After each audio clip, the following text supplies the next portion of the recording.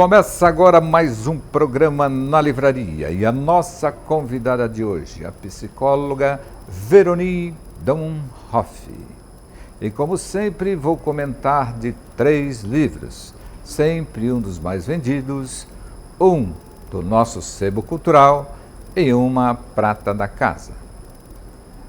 Voltamos em seguida com o nosso programa aqui na TV Campus, na livraria.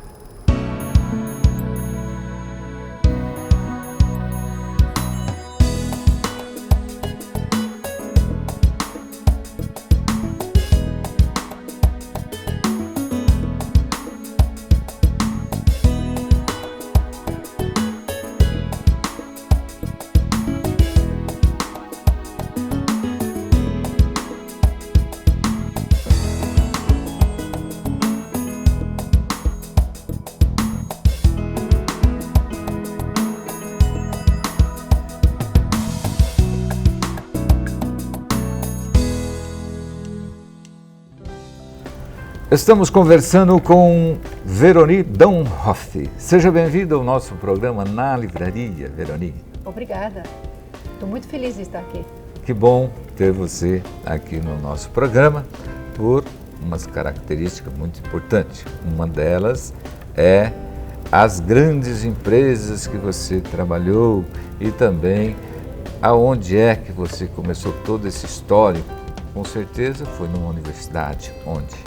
Eu me formei psicóloga na Unesp e eu fiz psicologia. E nessa ocasião já me chamou muita atenção Paulo Freire, principalmente, que ele fala da educação do adulto. Aí eu fui parar numa empresa onde eu fiquei mais assanhada ainda com esse assunto. E então eu fui fazer pós-graduação, mestrado mesmo na Unicamp, em psicologia. Essa Unesp da que você educação. disse, que cidade? Assis. Assis. Aqui perto. Depois você foi para Depois eu fui na Unicamp e fiz psicologia da educação, sempre com o pensamento, eu quero saber como o adulto aprende. Eu quero saber como é que o adulto se desenvolve, porque na empresa você trabalha com adultos, né? E a empresa precisa disso, precisa do conhecimento, da entrega do adulto. E nessa ocasião, eu encontrei com o Paulo Freire, ele propriamente dito, ao vivo e a cores. E ele foi meu orientador de tese. Nossa, que maravilha. Então foi assim, presente. Um presente. E ele trouxe na época, junto com ele, a Elza, que era a esposa dele, pedagoga também, e ela me ajudou a montar um programa dentro dessa empresa onde eu trabalhava, Agrofloricultura, Terra Viva, de alfabetização. Ela tinha muita experiência com isso, não só no aspecto de como montar um programa, que o filósofo era o Paulo Freire, mas também como fazer o reforço para que ele realmente aprendesse e mantivesse esse conhecimento. Elza foi uma pessoa maravilhosa para mim, ela me ajudou a montar esses programas que ajudaram a erradicar realmente o analfabetismo na empresa, que era uma empresa de origem agrícola, então a alfabetização ainda era um fator muito importante. E essa empresa, de que cidade? Ela está localizada na Ulambra, mas ela está com plantas em 3 estados diferentes, né? Ele tem 3 plantas em Minas Gerais, 3 plantas no estado de São Paulo e uma planta no Ceará. Além disso, eles têm pontos de venda em Holanda, Estados Unidos, Porto Alegre, Paraguai. Então eles têm, a gente falava que era multinacional porque tinha uma planta no Paraguai também. E quanto tempo você ficou nessa? 30 anos quase. 30? Eu comecei meu estágio história. E aí o senhor fundador me chamou para ficar.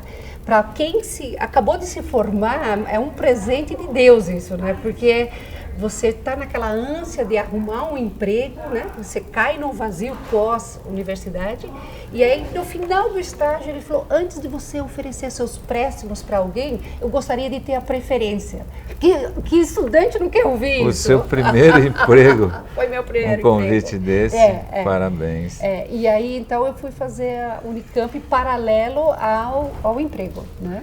E nessa empresa você teve experiências internacionais? Sim, Eu tive muita oportunidade de desenvolvimento, eu sou muito inquieta. Então, se eu não tivesse oportunidade de aprender novas coisas, não teria ficado. Entendi. Mas eram grandes desafios sempre. Então, em função daquilo que eu tinha como desafios, acabei optando por um ano, um sabbatical year, na Holanda, em busca de uma gestão participativa sociocrática que tinha origem na Holanda, e a própria empresa estava muito interessada, então eu me dediquei um ano a isso e fui em busca da antroposofia, cujo estudo do ser humano foca muito o adulto e o desenvolvimento do adulto. Então, para mim foi um ano assim muito rico, de muita vivência. Levei a família inteira, o marido também foi e ficou se especializando na área de plantas e flores, que é a área dele. A Holanda também é um grande centro para isso, né? E eu acho que eu voltei transformada, inclusive pela vivência com a cultura. E eu tive uma sorte muito grande, porque além de eu ter a cidadania dupla, meus pais falavam em holandês conosco porque morávamos no sítio. Então, só aprendi o português com 5 anos em diante. E era muito cômico, porque a professora ensinava o português, mas ela era holandesa. Então, tinha aquele sotaque assim do Veroni. Né? Era a forma como ela ensinou. Então, sobra esse sotaque. Às vezes acham que sou gaúcha. E eu acho que é por causa da influência do holandês. Essa empresa de Olambra foi o seu primeiro emprego, onde você ficou 30 anos. Comecei como estagiária e me tornei diretora. Então foi uma trajetória muito longa, mas sempre muito desafiadora. Muita experiência. Muita experiência. Essas idas para a Holanda, que foi constantemente me atualizar em gestão sociocrática, trocar experiência com outras empresas, toda essa vivência antroposófica. Depois tive uma oportunidade também de ir numa empresa na Bélgica, que trabalhava a gestão da criatividade no adulto, o resgate da criatividade. E eu acho que isso é fundamental para uma empresa hoje. Não podemos viver sem a inovação, sem o novo, o criar realmente, né? O perceber. Essa atualização constante do mercado exige. A própria competição hoje necessita de profissionais preparados. Sem dúvida. E existe até aquela história, compensa você preparar um funcionário do que buscar outro, já que ele está Eu não tenho dentro. nenhuma dúvida disso. Inclusive, tenho um certo horror a empresas que, no primeiro problema, pensam na eliminação. Eu acho que ele está se autodestruindo, porque nunca nós vamos ter funcionários que não tenham algum ponto mais frágil, mas podemos dar ênfase para os pontos fortes e trabalhar os pontos a desenvolver. E muito raramente acho que realmente é necessário eliminar e buscar outro. Pode-se trabalhar muito no desenvolvimento das pessoas. E você percebe isso em empresas, por exemplo, que tem uma relação de confiança e de desenvolvimento maior com os colaboradores. Empresas que têm uma cultura forte. Veio ao encontro de um entrevistado que passou pelo nosso programa, que ele criou uma clínica musical para atender só a deficiência. Porque tem músico que é deficiente só em por exemplo, no compasso, né? Então vamos trabalhar essa deficiência. É o que você acabou de dizer. O funcionário tem tudo isso. As empresas poderiam ter essa clínica também. Essa clínica já existe a clínica para o aspecto fisioterápico, já existe a clínica para o aspecto médico. A gente poderia ter a clínica do desenvolvimento. A clínica, né? Olha, bem pensado. Eles poderiam ser relacionais, poderia ser técnico, atender a diferentes fatores, né? Que bom. Depois dessa sua trajetória aí de sucesso nessa grande empresa, você veio morar em Pompeia. Isso. A convite de alguma empresa? Da Jacto, da empresa Jacto, uma grande empresa cujos proprietários, exemplo nacional, internacional até, e eu acho que foi uma sorte muito grande que eu havia dado uma palestra na Ulambra para empresas familiares e a família Nishimura tinha participado. E era sobre gestão participativa e também o envolvimento do RH propriamente dito com os líderes para o maior desenvolvimento. E eles desejavam trabalhar um pouco desses aspectos na empresa deles, né? E foi uma experiência bastante rica, mas muito difícil também, porque empresa japonesa com um presidente alemão, e eu vindo de uma empresa holandesa com bastante influência brasileira também, né? Então você percebe que existe uma diferença na forma, na cultura. Um exemplo prático é assim, o japonês, eu sou casado com um japonês, né? Então a gente percebe que eles precisam de muita certeza, muita verificação antes de fechar alguma coisa. E o holandês, ele é rápido. Tudo é rápido, tudo é para ontem, né? Então você percebe que nesse sentido precisei eu também fazer toda uma adaptação cultural e perceber que quando eu apresentava um projeto e eles faziam que sim, não significava que o projeto estava aprovado. E aí muitas vezes era assim, vamos esperar mais um pouco, e aí você não podia parar, você teria que continuar trabalhando no desenvolvimento. Então isso tudo é um entendimento cultural que faz parte de uma gestão de RH dentro de uma empresa, né? Você conviver com essas 3 línguas aí, 3 sistemas, né? Sistemas, e só com alta precisão, né? Porque o alemão, trabalhei com o alemão, ele tem essa coisa de respeitar, por exemplo, se a empresa fecha às 6 horas, 6 horas o funcionário tem que parar de trabalhar, isso. Não é isso? Hierarquicamente também eles são muito ordenados, né? Muito ordenados. E aí vem o japonês que com toda essa excelência, né? Então, e como é que foi essa permanência sua na Jato aí?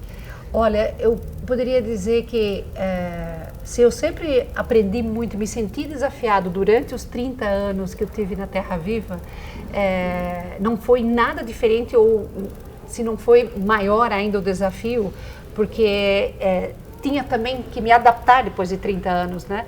Então, a questão, por exemplo, da fala, o holandês, ele é muito direto, ele fala tudo, mas também você pode falar tudo. O japonês é mais resguardado, né? Então, silencioso. Então assim, essa mudança cultural veio junto aos desafios de conhecer a empresa, eu me adequar e ainda levar para a empresa aquilo que eles tinham pedido para levar. Isso culminou ainda junto com a instalação de um sistema SAP no RH, né? E, de um lado, eu me senti muito à vontade contribuindo com a parte de... porque você vai rever todas as suas políticas, todas as suas gestões, quando você faz um trabalho desse. Então, eu pude contribuir muito. Por outro lado, eu me senti muito amarrado dentro do sistema, coisa que eu não estava acostumado com um RH de uma gestão participativa bastante aberta, né? Então, isso acho que foi o ponto mais difícil para mim, né? De ficar dentro de um frame, trabalhando... alinhado assim com tudo tinha regras, né? Você foi de encontro, né? Não ao encontro. E depois você foi convidada para uma outra empresa grande. A Jazan, uma empresa ainda essa não Jazan, tão grande. Ela vem mostrando que, diferentemente do que está acontecendo no mercado, um crescimento assim bastante atrativo, não é? Me parece aí que já chegou a 600 funcionários. Isso, exatamente. E isso teve um com crescimento. uma instalação de uma adequação de tecnologia. Nós temos um diretor industrial bastante capacitado nesse sentido, e ele tem os incentivos da presidente, né? De fazer a tecnologização, a automação. Então, teoricamente, poderia-se dizer que pelas máquinas que vieram, a gente poderia estar eliminando pessoas, mas não, todas essas pessoas foram reaproveitadas pelo crescimento que a empresa teve. Isso aí entrou, essa experiência sua? Também. A presidente, ela enumerou 5 itens principais para o crescimento que eu acho que fizeram a grande diferença. A primeira, a descentralização. Ela herdou do pai, que era um pioneiro mais autocrático, mais centralizador. Ela descentralizou a diretoria, formou uma diretoria. ela instalou um RH não DP e recrutamento, mas de desenvolvimento de pessoas e de mudanças culturais. Ela teve a preocupação de tecnologia, automação. Ela teve a super preocupação de ter o marketing, de fazer a marca aparecer, e a questão da qualidade, que é um foco bastante importante. Teve uma transformação dos produtos para um nível de cliente mais exigente e também de certificação. Então, nós estamos trabalhando muito intensamente com isso.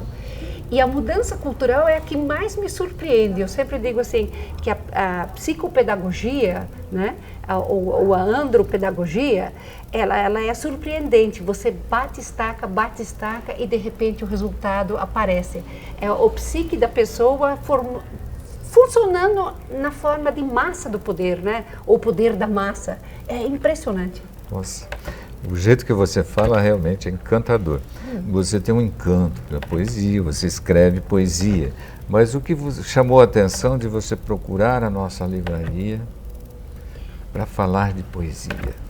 Olha, na verdade, a livraria é uma atração muito grande, sempre foi, leitura sempre foi um hobby meu, eu sempre me senti muito atraído por o brincar das palavras, né? A força das palavras, a força da expressão com que você pode, a mesma coisa você pode dizer de várias formas. Eu acho que a forma encantadora como a poesia, a música, são muito especiais, e eles vendem uma diferença. Não é simplesmente um escrito, ele é um toque emocional, um toque que pega, sai da cabeça e desce para o coração, né? E então, assim, eu sempre procurei livrarias, e meus 2 filhos mais velhos, eles até, quando a gente passeava, assim, passava perto da livraria, eles me empurravam, assim, para eu não olhar, porque se eu entrasse, não saía mais, né? E se tivesse café, ou uma água, ou um sofá, era pior ainda, porque aí eu começava a ler ali mesmo. Sebos, livrarias, né? Então, a música sempre me atraiu muito também, tanto é que eu já toquei muito tempo. Eu era de uma família bastante pobre e numerosa, nós éramos em 9, num sítio de 19 hectares. Então, sempre tive que tocar em bandas, esses lugares assim, onde você ganha um instrumento e quando você sai, você tem que entregar o instrumento. Mas eu toquei flauta doce, que eu tenho ainda a flauta, clarinete e saxofone. Né? E usei muito dessa música, usei muito dessa poesia, não só no trabalho, no desenvolvimento de adultos, mas também trabalhei 25 anos com escoteiros. Eu gosto muito do lúdico. Que maravilha. E a poesia tem algo de lúdico. Tem. A poesia, ela tem o brincar com a palavra. A música tem isso também. Então, assim, é uma paixão inexplicável, é uma paixão do coração mesmo. Então, se passa na frente de uma livraria como essa, além de bonita arquitetonicamente, ter o produto que você gosta, que é a palavra brincada, a palavra que toca o emocional, como poesias, frases, pensamentos, eu estou vendida. E você chegou num momento bastante oportuno, que quem gosta de livro como você já conheceu o nosso novo espaço, que vai ter um sebo, vai ter uma galeria de artes. O que você achou dessa iniciativa? Eu acho que é fantástico. No começo, eu tive um ciúme sempre dos meus livros, das minhas apostilas, e não poderia nem tomar emprestado, tinha um horror a pontinhas viradas. E com o tempo, eu fui me desapegando e entendendo assim, o livro é um conhecimento e ele deve passar. Então, o sebo é um instrumento de aquilo que alguém já leu, o outro tem a oportunidade de ter. E nunca vai embora, porque aquilo que você já leu, além do que você guarda, se você quer reler, existem as bibliotecas, existem os sebos, existem as livrarias. Então, não some da sua vida. Ela está presente na sua vida ainda, ela não precisa estar na sua estante. Então, essa oportunidade de multiplicar, eu acho fantástico. Eu adoro bibliotecas, adoro sebos, adoro livrarias, e eu acho que o conhecimento, a leitura, essas oportunidades têm que ser passadas. A gente não tem que ter possessão da letra escrita, ela tem que ser transferido para pessoas, né? Eu lembro que o livro, quando você escreve o livro, você lança o livro, ele não te pertence mais, ele é da humanidade. Então, quando eu vejo um sebo traz essa retrospectiva, né, de, poxa vida, aqui, olha, minha infância, né, eu vivi com esses autores e essa vivência com as pessoas que encontra isso no sebo, te deixa assim tão leve. Olha que eu encontrei, parece que encontrou uma pérola, né? Isso é muito legal. Mas esse lado seu de poesia, de escritora, você vai fazer parte dessa nova coletânea nossa. Fico feliz com o convite, mas antes disso é bom dar uma olhada nas minhas obras, porque não esquece de um detalhe, eu sou brasileira, mas comecei a falar holandês primeiro, então o português não é a língua mais fácil para mim, né? E aí eu preciso sempre ter olhos muito críticos para aquilo que eu escrevo. Eu escrevo com o coração, por enquanto, né? E o bom desse encontro de poetas é exatamente isso, porque tem os experientes, tem os amadores e tem aqueles iniciantes, né? Totalmente tímidos, que acham que é impossível. E com o tempo, demora um ano para concluir uma coletânea dessa, ficam todos amigos, né? Então, para tanto, nós temos o palco interativo, que é exatamente para isso. Principalmente aquela pessoa tímida, ter a coragem de mostrar a sua poesia, o seu trabalho, e através de um microfone, porque aí é quase que um curso de oratória, né? Você está envolvida com esse povo. E é muito gratificante. No dia do lançamento, principalmente que você traz os seus amigos, traz os seus parentes, então 20 autores torna-se um momento singular, né? Para a literatura. E a nossa 12ª coletânea, se você imaginar que 20 pessoas em cada coletânea, já passaram por aqui 200 poetas, escritores, né? E nós estamos ansiosos também que são uma nova geração, né? Você é psicólogo, nós temos psiquiatras, nós temos advogados, nós temos engenheiros, nós temos de todas as profissões que vai participar dessa coletânea. E nós ficamos muito felizes. Mas parece que você chegou até essa coletânea através de um livro. Pois é. É uma das obras, uma dessas coletâneas em que eu encontrei obras muito lindas, mas foi através da revista que eu soube dela, porque eu sou de pouco tempo ainda da região, da revista Milani. E aí eu adquiri a coletânea e encontrei uma obra, assim, uma pedra preciosa realmente, que tinha a ver com a minha vida pessoal ou da minha família. Era sobre a vida do senhor, do Dr. Hilário Maldonado, e que era exatamente o médico que tinha feito o grande milagre no meu filho cadeirante. João Lucas foi vítima de bala perdida, de meningite em seguida, maus tratos, e acabou abandonado, e nós acabamos adotando-o. E ele é cadeirante, tem uma hemiplegia, além de uma série de outras perdas, inclusive cognitiva.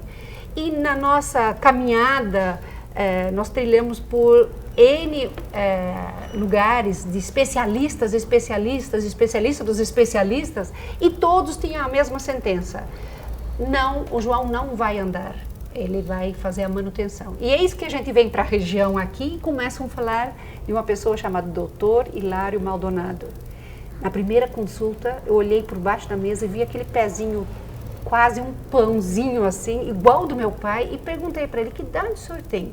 86 anos.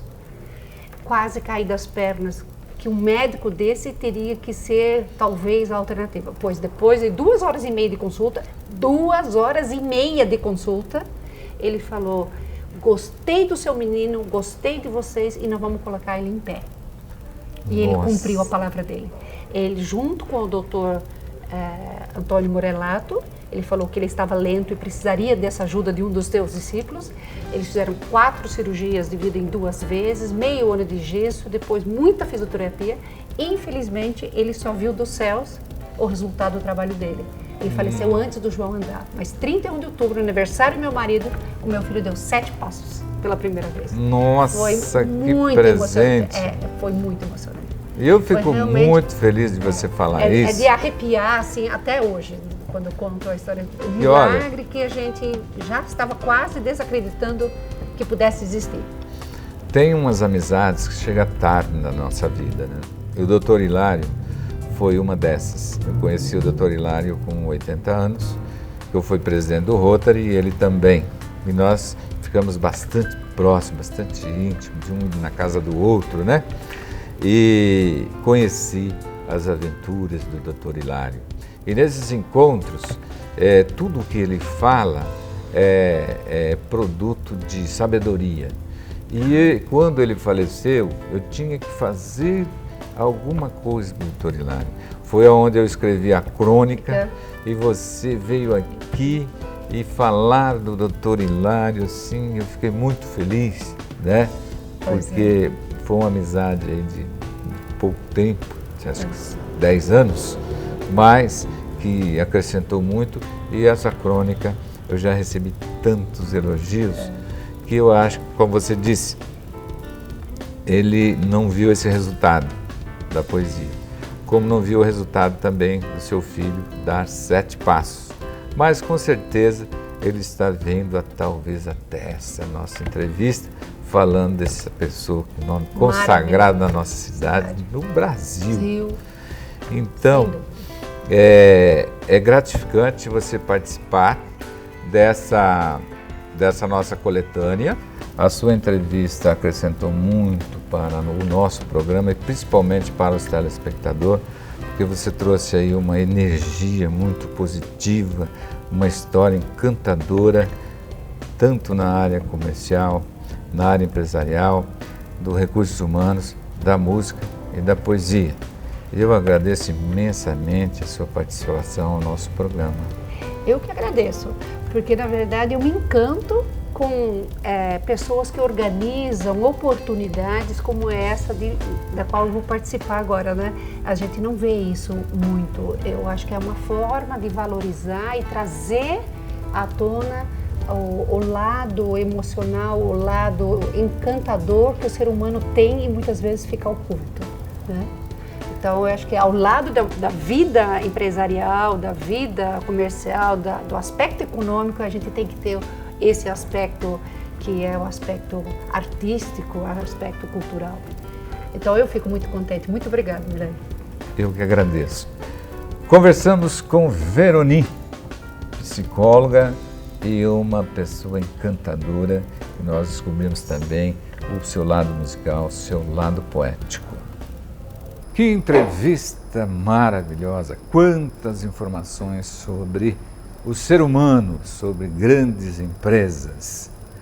E como sempre, voltamos para falar dos nossos livros. Eu quero começar com Prata da Casa. Vou começar hoje com Prata da Casa. Trata-se de coletânea poética. Movimento poético em São Paulo. O organizador é Wilson de Oliveira Jassa, volume 3. Movimento poético em São Paulo. Coletânea poética. Mais uma preciosa prata da casa. E agora, um livro dos mais vendidos aqui na loja Milani e também em todas as livrarias do Brasil. Eu estou falando de André Bianco. Como tudo começou. A Noite Maldita. As Crônicas do Fim do Mundo. Um livro que eu não li, mas os clientes que adquiriam na nossa livraria recomenda este livro dos mais vendidos. Estou falando de André Bianco e A Noite Maldita. aqui na livraria. Você pode adquirir essa preciosidade. E como sempre, o livro do nosso sebo cultural. O livro que realmente faz parte ou fez parte de muitos brasileiros que ficaram encantados com Umberto Eco. Eu estou falando O Nome da Rosa, Umberto Eco, um livro que vale a pena. Só existe um volume. Você que é fã de Umberto Eco, procure aqui na livraria. Termina aqui mais um programa na livraria. Convido você para a próxima semana. TV Campus e você, aqui na livraria. E acesse o nosso site, livrariamilani.com.br. Um abraço a todos.